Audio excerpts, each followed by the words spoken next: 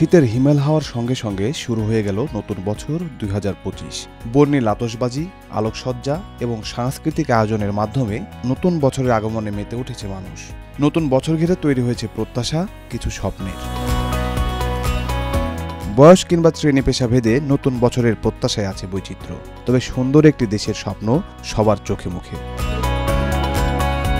ছোট বড় সবার মনেই লেগেছে ইংরেজি নববর্ষের ছোঁয়া। নতুন বছর ঘিরে তাদের রয়েছে পরিকল্পনা, আছে বছর জুড়ে হাসি খুশি থাকার প্রত্যাশাও। প্রতি বছরই তো ভাবি এর পরের বছর থেকে ঠিক হয়ে যাব বা নিউ ইয়ার রেজলিউশন থাকবে এই সেই, তো এইসব ব্যাপার স্যাপার আসলে বাস্তবায়ন তো হয় না। তো তারপরে ভালো থাকাটা, খুশি থাকাটা, এটাই হচ্ছে বড় আমার চাওয়া পাওয়া এই বছরের, এই আর কি। আমি নতুন বছরে অনেক ভালো ভালো কাজ করতে চাই, ভালো রেজাল্ট করতে চাই। আমি আমার আম্মু আব্বুর জন্য, ভাইয়ার জন্য দোয়া করব এবং আমি অনেক খুশি যে আরেকটা নতুন বছর আসলো এবং আমি চেষ্টা করব অনেক ভালো করার, অনেক ভালো করে পড়াশোনা করার। শিক্ষা কিংবা স্বাস্থ্যের মতো গুরুত্বপূর্ণ খাতে নতুন বছরে আসবে জনকল্যাণকর সংস্কার, এমন প্রত্যাশা শিক্ষার্থীদের। ২০২৫ সালে আমাদের দেশে নতুন নতুন চিকিৎসার টেকনোলজি আসবে এবং দেশের চিকিৎসা খাত এতটা উন্নতি হবে যে আমাদের আসলে বিদেশ যাত্রা আসলে আর করতে হবে না। শিক্ষা খাত এবং চিকিৎসা খাতে আমাদের যতটুকু বাজেট প্রাপ্তটা, এটা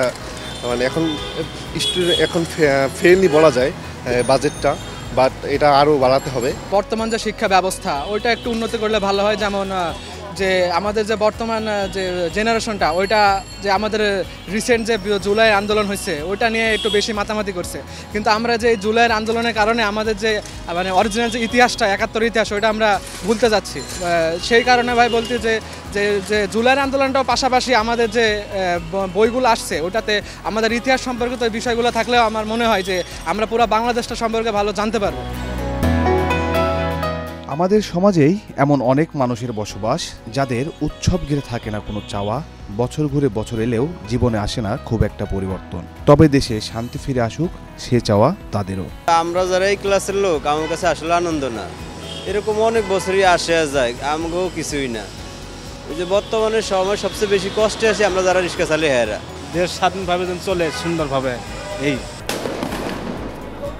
একটি পরিবর্তিত পরিস্থিতির মধ্যে দিয়ে যাচ্ছে দেশ, যে আকাঙ্ক্ষা ধারণ করে জুলাই অভ্যুত্থানে ছাত্র জনতা জীবন দিল, মৃত্যুর মুখে দাঁড়িয়ে লড়াই করলেন, সে আকাঙ্ক্ষার বাস্তবায়ন চান সাধারণ মানুষ। ২০২৫ সালে বাংলাদেশকে একটা প্রপার গণতন্ত্রের দিকে নিয়ে যাক এবং সব রাজনৈতিক দল যাতে একসাথে মিলে গণতন্ত্রটাকে ফেরত আনুক। এর পাশাপাশি বাংলাদেশের মানুষ যাতে এটা বোঝে যে এই আন্দোলনের মাধ্যমে আমরা যে জিনিসটা পেয়েছি এটা খুবই রেয়ার একটা জিনিস, একটা রেয়ার একটা মোমেন্ট, এবং এই মোমেন্টটা বারবার আসে না, হয়তো শতাব্দীতে একবার আসে। তো এই মোমেন্টটাকে যদি আমরা এখন নষ্ট করে ফেলি সেটা আমাদের জন্য ভালো হবে না এবং হয়তো বা ফিউচারে আমরা জিনিসটা আর পাবো না। সো যেহেতু এই চান্সটা পেয়েছি, এটা সদ্ব্যবহার করাটা আমাদের জন্য খুবই দরকার।